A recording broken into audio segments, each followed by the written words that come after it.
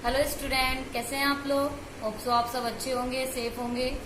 ठीक है, तो कल हम जो चैप्टर पढ़ रहे थे एटॉमिक स्ट्रक्चर, आपको पता है ये क्लास 11th का सेकंड चैप्टर है।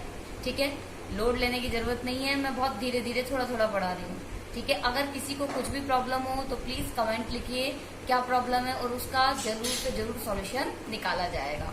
ठीक है, कल हमने जो स्टार्ट करी थी बात, वो इलेक्ट्रॉन की खोज से करी थी कि इलेक्ट्रॉन क्या होता है। ठीक है, इलेक्ट्रॉन क्या होने से पहले हमने देखा कि इसको कैसे इसकी खोज की गई, कि सबसे पहले माइकल फेराडे ने क्या बोला, फिर उसके बाद विलियम क्रूक्स ने अपना क्या प्रयोग किया, और उसके बाद किस तरीके से इन्हें नेगेटिव रेज कहा गया। नेगेटिव रेज को कहने के पीछे कारण मैं आपको बता चुकी हूँ, क्योंकि ये कैथोड से निकलती हैं और कैथोड नेगेटिव होता है, इसलिए इन्हें ऋणात्मक किरणें भी कहा जाता है। तो नाउ लेट स्टार्ट। हम लोग बात कर रहे थे कि परमाणु संरचना के बारे में। परमाणु संरचना में कल हमने इलेक्ट्रॉन की खोज की बात कर रहे थे, तो हमने कल यहाँ तक पढ़ लिया था कि इन्हें हम क्या बोलते हैं, इन्हें हम ऋणात्मक किरणें बोलते हैं, या फिर इन्हें कैथोड किरणों के नाम से जाने जाते हैं। ठीक है, आपको पता है कि इन्हें नेगेटिव क्यों बोलते हैं, क्योंकि जो कैथोड होता है उस पर कैसा चार्ज होता है, नेगेटिव, इसलिए इन्हें नेगेटिव किरणें या ऋणात्मक किरणों के नाम से जाना जाता है। ठीक है, अब ये जो सारा कल हमने जो प्रयोग किया था, मैं आपको एक बार डायग्राम फिर से रिपीट करवा देती हूँ कि कल हमने जो इस तरीके का बनाया था डायग्राम, उसके अकॉर्डिंग हमने देखा था कि यहाँ पर क्या होता है, ZnS का लीप लगा होता है दोनों साइड में, ये आपका कैथोड होता है और ये आपका एनोड होता है। ठीक है, यहाँ पर हम 1000 वोल्ट का सोर्स लगाते हैं। तो आपने देखा था कि जैसे प्रकाश होता है, और यहाँ पर हम दाब को क्या करते हैं, बहुत कम रखते हैं। हमने 10 की पावर -2, 10 की पावर -4 ATM दाब पर बात करी थी। ठीक है, तो इस सारे प्रयोग के आधार पर एक साइंटिस्ट थे जे थॉमसन। आप लोगों ने 10th में नाम सुना होगा जे थॉमसन का, जिन्होंने प्लम पुडिंग मॉडल या तरबूज सिद्धांत भी दिया था। ठीक है, जे थॉमसन ने बताया कि ये कैथोड किरणें जो होती हैं, ये जो कैथोड किरणें होती हैं वो छोटे छोटे ऋणावेशित कणों से मिलकर बनी होती हैं। हमने कहा कैथोड किरणें छोटे छोटे ऋणावेशित कणों से मिलकर बनी होती है। ठीक है, और इन्हीं ऋणावेशित कणों को आगे जाके किस नाम से जाना गया, इलेक्ट्रॉन के नाम से जाना गया। तो हमने क्या कहा कि जो सर जे थॉमसन थे, उन्होंने ये कहा कि जो कैथोड किरणें होती हैं वो छोटे छोटे ऋणावेशित कणों से मिलकर बनी होती है, और छोटे छोटे ऋणावेशित कणों से मिलकर बने होने के कारण ही इन्हें क्या नाम दिया गया, इन्हें इलेक्ट्रॉन नाम दिया गया। जो इलेक्ट्रॉन का नाम था वो दिया था जे स्टोनी, एक साइंटिस्ट हुए थे। आपको पता है साइंस में तो साइंटिस्ट बहुत ज्यादा मिलते हैं, तो सब अपने अपने ओपिनियन देते हैं, सबने अलग अलग खोज की थी। तो हम ये कहेंगे इन्हें ऋणात्मक किरणों के बारे में या फिर इन्हें ऋणावेशित किरणों के बारे में किसने कहा था कि ये बनी होती हैं, ये कहा था जे थॉमसन ने, लेकिन नाम किसने दिया था, स्टोनी ने दिया था। ठीक है, आज हम इस पर बात करेंगे कि जो इलेक्ट्रॉन होता है उसका द्रव्यमान क्या होता है, उस पर आवेश क्या होता है, जिसे हम आगे निकालेंगे, और इस पर E/m यानी कि विशिष्ट आवेश क्या होता है। विशिष्ट आवेश यानी कि स्पेसिफिक चार्ज भी इसे बोला जाता है। ठीक है, आपको मैं एक चीज बता दूं कि आपको ये तीनों चीजें याद रखनी होंगी कि द्रव्यमान क्या होता है, आवेश क्या होता है और विशिष्ट आवेश क्या होता है, क्योंकि ये बार बार हमारे न्यूमेरिकल्स में भी पूछा जाएगा और हमें याद होना चाहिए। ये हमारे आगे तक के काम में आने वाली चीजें हैं। ठीक है, तो हम आज स्टार्ट करते हैं यहाँ से। ठीक है, हम बात करेंगे सबसे पहले इलेक्ट्रॉन के द्रव्यमान की। आप लोगों को मैं सबसे पहले बता दूं कि जो इलेक्ट्रॉन है उसे हम प्रदर्शित करते हैं इस तरीके से। हम इसको नेगेटिव क्यों कहा, क्योंकि मैं पहले बता चुकी हूँ, क्योंकि ये ऋणावेशित कणों से मिलकर बना हुआ होता है। अगर इसके इलेक्ट्रॉन के द्रव्यमान की बात की जाए तो कहा जाता है कि जो इलेक्ट्रॉन होता है वो परमाणु का एक मूलभूत कण है। क्या, कौन सा कण है, एक मूलभूत कण के रूप में, अर्थात इलेक्ट्रॉन नहीं होगा तो परमाणु की कल्पना भी करना बहुत मुश्किल हो जाएगी। ठीक है, तो हम ये कहते हैं कि जो इलेक्ट्रॉन होता है इस पर मास यानी कि इसका जो द्रव्यमान होता है वो 9.1 इंटू 10 की पावर माइनस 31 kg, ये आपको kg में है। और यदि हम इसे ग्राम में लिखेंगे तो 91 पॉइंट इंटू 10 की पावर 28 ग्राम। दोबारा सुनिए, इलेक्ट्रॉन के द्रव्यमान की बात होगी तो इसका जो मास होता है वो 9.1 इंटू 10 की पावर माइनस 31 kg, और ग्राम में बात करें तो 9.1 इंटू 10 की पावर 28। आगे जब चैप्टर आपको पढ़ाएंगे तो हम बताएंगे कि पद्धतियां होती हैं, एक एसआई पद्धति होती है, एक सीजीएस पद्धति होती है और एफकेएस पद्धति होती है। अब हम जो काम में लेते हैं वो एसआई पद्धति में चलते हैं। आईयूपीएससी पढ़ेंगे तो उसमें देखेंगे कि जो आपकी ये एसआई पद्धति है उसी के अकॉर्डिंग आजकल सब कुछ चल रहा है। ठीक है, तो हमने बात करी कि जो इलेक्ट्रॉन होता है उस पर जो द्रव्यमान होता है वो क्या देखने को मिलता है, 9.1 इंटू 10 की पावर माइनस 31 देखने को मिलता है किलोग्राम में। और यदि ग्राम में बात करेंगे तो 9.1 इंटू 10 की पावर 28। अब आप लोग सोच रहे होंगे कि ये 9.1 कैसे आया, तो मैं आपको इसको अच्छे से बता देती हूँ कि जो इलेक्ट्रॉन का द्रव्यमान होता है, मैं इसको भी इसलिए नहीं बताना चाह रही थी क्योंकि अभी विशिष्ट आवेश नहीं पढ़ा है हमने। इलेक्ट्रॉन का द्रव्यमान हम निकालते हैं जिसे हम m से डिनोट करेंगे, E अपॉन m। E यहाँ पर होता है आवेश और E अपॉन m होता है विशिष्ट आवेश।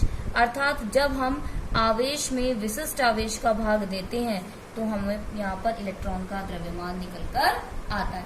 अब इसको निकालने के लिए, आवेश और विशिष्ट आवेश को निकालने के लिए भी बहुत सारे प्रयोग किए गए, जिसमें से मोस्ट और इम्पोर्टेंट है वो मैं आपको बता दूंगी। और पेपर में पूछा जाता है कि मूलिकन का तेल बूंद सिद्धांत समझाइए इलेक्ट्रॉन पर आवेश की गणना के लिए। बहुत इजी है, बिल्कुल भी नहीं घबराना।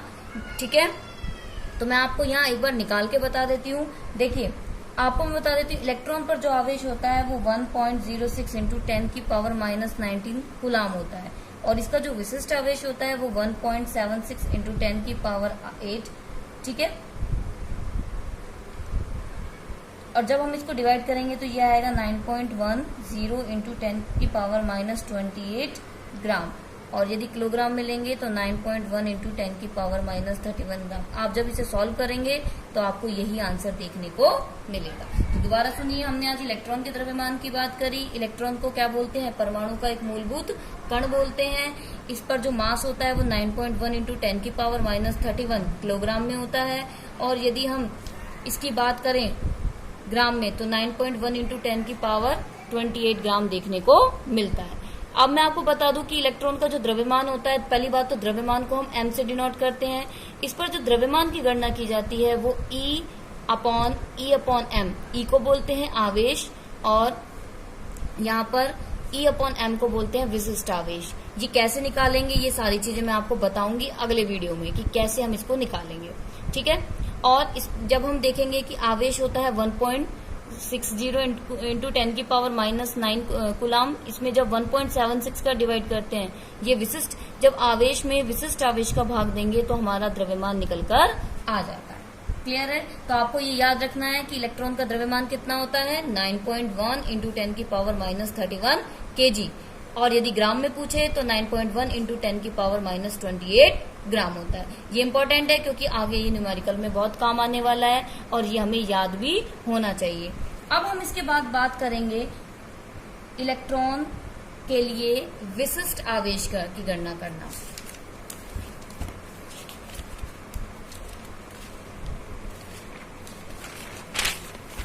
अब हम बात करेंगे इलेक्ट्रॉन के लिए विशिष्ट आवेश की गणना। देखो, इलेक्ट्रॉन पर विशिष्ट आवेश की जो गणना की जाती है वो हम देखेंगे कि सबसे पहले करी गई थी प्रायोगिक रूप से 1897 में। कि हमने कहा कि इलेक्ट्रॉन के लिए जो विशिष्ट आवेश की गणना है प्रयोगों द्वारा, वो सबसे पहले 1897 में सर जे थॉमसन के द्वारा की गई थी। किसके द्वारा की गई थी, सर जे थॉमसन के द्वारा की गई थी। ठीक है, इसका मैं आपको डायग्राम बनाती हूँ कि कैसे विशिष्ट आवेश को गणना की जाती है। इसमें भी हम क्या करते हैं कि वही एक विसर्जन नली लेते हैं। बस इस विसर्जन नली में थोड़ा सा फर्क ये होता है कि हमें यहाँ पर इसकी थोड़ी सी संरचना बदलनी पड़ती है। देखिए कैसे होगा। ठीक है, तो यहाँ पर हम क्या करेंगे कि देखिए वही कैथोड, और दूसरी तरफ वही एनोड लगाएंगे। मैं यहाँ इसको इस तरीके से लगा रही हूँ और इसको अपन किससे जोड़ देंगे, यहाँ हम इसको बैटरी से जोड़ देंगे। तो ये आपका हो जाएगा कैथोड और ये हो जाएगा आपका एनोड। हम यहाँ पर 3 पॉइंट लेते हैं, ठीक है। और आप देखेंगे कि यहाँ से एक पॉइंट इस तरीके से निकालेंगे। ये कैसे होगा, सारी चीजें मैं अभी आपको बताती हूँ। एक बार मैं बना लेती हूँ इसे। यहाँ पर हम 2 प्लेट लगा रहे हैं।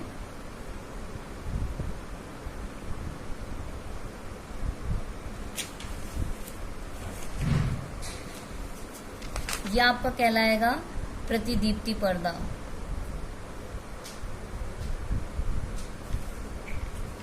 ठीक है, ये आपका कहलाएगा, यहाँ पर एक प्लेट हम विद्युत क्षेत्र की लगाएंगे और एक प्लेट हम लगाएंगे यहाँ पर चुंबकीय क्षेत्र की। ठीक है, कॉम्प्लिकेटेड नहीं हो रहा है ग्राफ, वो सॉरी अपना ये डायग्राम दोबारा देखिए। ये एक विसर्जन नली है, ये एक विसर्जन नली है, वही पहले वाली है कि आपको इसमें क्या करना है, बिल्कुल भी हवा नहीं रखनी है। एक तरफ हमने क्या लगाया, कैथोड, एक तरफ क्या लगाया, एनोड। ठीक है, हम यहाँ पर क्या लगाते हैं, पीछे की तरफ एक पर्दा लगा देते हैं, जिसे हम किस नाम से जानते हैं, प्रतिदीप्ति पर्दे के नाम से जानते हैं। ठीक है, तो यहाँ पर हम देखेंगे कि यहाँ पर हम जो कैथोड लेंगे और एनोड लेते हैं वो छिद्रित लेते हैं। छिद्रित इसलिए लेते हैं ताकि यहाँ से जो किरणें हैं वो पास होकर इस पर्दे पर जाकर गिरनी चाहिए। इसलिए हम यहाँ पर जो कैथोड लेंगे, एनोड लेंगे, वो कैसा लेंगे, छिद्रित लेंगे। कैसा लेंगे भाई, छिद्रित लेंगे। तो दोबारा सुनिए, इलेक्ट्रॉन के लिए आवेश की गणना के लिए सबसे पहले 1897 में सर जे थॉम्सन ने इसकी गणना की।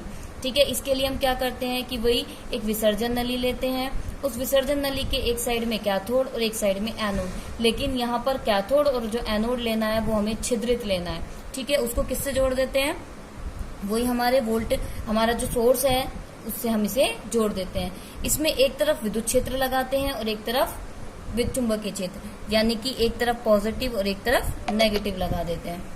ठीक है, अब क्या करेंगे, देखो अब हम इस प्रयोग में, जब ये प्रयोग किया गया तो इसमें कुछ प्रेक्षण निकाले गए। इस प्रेक्षण में सबसे पहले देखा गया कि जब विसर्जन नली में कैथोड किरणों को केवल, जब इस पूरी विसर्जन नली में कैथोड किरणों, क्योंकि यहाँ से निकलेंगी, तो इन कैथोड किरणों को जब केवल विद्युत क्षेत्र से गुजारा जाता है, हमने क्या कहा, दोबारा सुनना, कि जब विसर्जन नलिका में कैथोड किरणों को केवल विद्युत क्षेत्र से गुजारा जाता है, तो आप देखोगे कि ये जब यहाँ से निकलेंगी, ये नेगेटिव है, इधर की तरफ पॉजिटिव है, तो ये इससे टकराने के बाद यहाँ पर बिंदु ए पर जाकर, या हम यूं कहें पर्दे ए पर जाकर गिरती है। ठीक है, हमने क्या कहा कि जब कैथोड किरणों को इसमें से गुजारा जाता है और विद्युत क्षेत्र लगा दिया जाता है, तो आपको पता है कि ये किरणें नेगेटिव हैं और नेगेटिव होने के कारण ये किधर की तरफ जाएंगी, पॉजिटिव की तरफ, क्योंकि आपको अच्छे से पता है समान समान को प्रतिकर्षित करता है जबकि विपरीत एक दूसरे को आकर्षित करता है। तो जैसे ये किरणें निकली, ये कहाँ जाएंगी, इससे आकर्षित होकर इधर जाकर आप देखेंगे पर्दा जो होगा आपका, उस पर जाकर बिंदु ए पर जाकर क्या करती हैं, यहाँ पर जाकर ये एक चमक उत्पन्न करती हैं, अर्थात यहाँ पर एक चमक उत्पन्न होती है। अब हम क्या करते हैं कि इसी कैथोड किरणों को, अब यहाँ पर हमने पहले विद्युत क्षेत्र में गुजारा था, अब हम इन किरणों को कहाँ से गुजारते हैं, चुंबकीय क्षेत्र से गुजारते हैं। तो हम देखेंगे कि यहाँ पर जब हम क्या करते हैं, इसे चुंबकीय क्षेत्र से गुजारते हैं, तो ये जो प्रतिदीप्ति पर्दा है, ये किरणें यहाँ जाकर बिंदु सी पर जाकर क्या उत्पन्न करती हैं, एक चमक उत्पन्न करती हैं। ठीक है, अगर आप कैथोड किरणों को विद्युत क्षेत्र में लगाएंगे तो ये इधर की तरफ बिंदु ए पर जाकर चमक उत्पन्न करेंगी। अगर यदि हम चुंबकीय क्षेत्र में लगाते हैं तो ये बिंदु सी पर जाकर चमक उत्पन्न करती हैं। अब यदि हम क्या करें, इन दोनों को मिला लें, तो आप देखेंगे कि ये बिंदु बी पर जाकर क्या होंगी, चमक उत्पन्न करती हैं। और इसी प्रयोग के आधार पर हमें जे थॉम्सन ने बताया कि इलेक्ट्रॉन का आवेश और उसके द्रव्यमान का अनुपात, ठीक है, आवेश और उसके द्रव्यमान का अनुपात ही क्या कहलाता है, उसका विशिष्ट आवेश कहलाता है, जिसे हम E/m के नाम से भी जानते हैं। तो दोबारा सुनिए, हमने ये सबसे पहले कहा कि कैथोड किरणों को यदि हम चुंबकीय क्षेत्र, विद्युत क्षेत्र में गुजारते हैं तो वो ए पर चमक उत्पन्न करता है, यदि उसको चुंबकीय क्षेत्र में गुजारते हैं तो बिंदु सी पर चमक उत्पन्न करता है। अब यदि हम इसे कहाँ गुजार दे, दोनों को मिलाकर एक सीधी रेखा में गुजारे तो वो बिंदु बी पर जाकर चमक उत्पन्न करेगा प्रतिदीप्ति पर्दे पर। ठीक है, और इसी प्रयोग के आधार पर हमने देखा कि जब आवेश और उसका द्रव्यमान लिया जाता है, आवेश और उसका क्या लिया जाता है, द्रव्यमान, तो क्या निकल कर आता है, विशिष्ट आवेश। देखिए कैसे, इसे हम E/m, E का मतलब होता है आवेश और m का मतलब होता है द्रव्यमान। तो आपको मैंने बताया ही था कि इस पर जो आवेश होगा वो होता है -1.6 इंटू 10⁻⁻19। ठीक है, और इसका जो द्रव्यमान होता है वो होता है 9.1 इंटू 10⁻31। और जब आप इसे सॉल्व करेंगे तो आपका आंसर आएगा 1.76 इंटू 10 आपको मैं बता चुकी हूँ इसका क्या आएगा भाई, बताइए। 10 की पावर आएगी इसमें 8। ठीक है, 10 की पावर 8 आपको देखने को यहाँ पर मिलेगी कैलोरी। ठीक है, तो आपको ये भी मिल सकता है, या फिर आपको इसका एक और मिल सकता है 1.75 इंटू 10⁻11। ठीक है, घबराना नहीं है, आपको दोनों में करना है। आपको एक याद कर लीजिए, बाद में इसको कन्वर्ट करना सिखाएंगे। ठीक है, तो यह हो गया आज आपका विशिष्ट आवेश की गणना। आज के